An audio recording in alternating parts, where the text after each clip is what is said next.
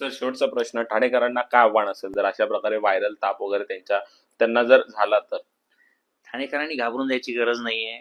हा साधा व्हायरल फिवरच आहे. त्यामुळे लोकांनी ज्यावेळेस कुणाला ताप येईल तर सिंपल घरच्या घरी जरी तुम्ही पॅरासिटामॉल बेसिक टॅबलेट घेतली आणि त्याने जर कमी नाही झालं, 1-2 दिवसामध्ये जर फरक पडला नाही, तर नजीकच्या डॉक्टरांना दाखवावं, डॉक्टरांचा सल्ला घ्यावा आणि खरोखरच 2 ते 3 दिवसानंतर जर ताप अजून परसिस्टंट राहिला, तर मात्र मग बरेचसे पुढचे इन्व्हेस्टिगेशन्स असतात, ब्लड टेस्ट असतात, डॉक्टरांच्या सल्ल्याची गरज असते. ह्या गोष्टी कराव्या लागतात. पण सध्या तरी हा जो व्हायरल फिवर आहे, हा काही जास्त त्रासदायक नाही आहे.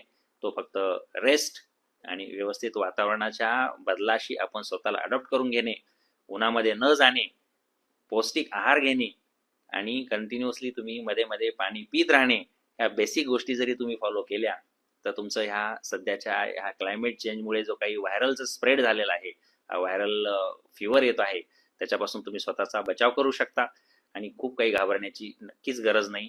बेसिक प्रिकॉशन्स घ्या आणि तुमचं आरोग्य सुरक्षित ठेवा, असंच मी ठाणेकरांना आवाहन करेन.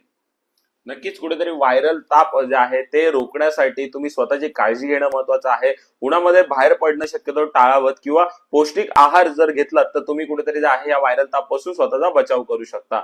अशी माहिती अमोल गीते सरांनी दिलेली पाहायला मिळते.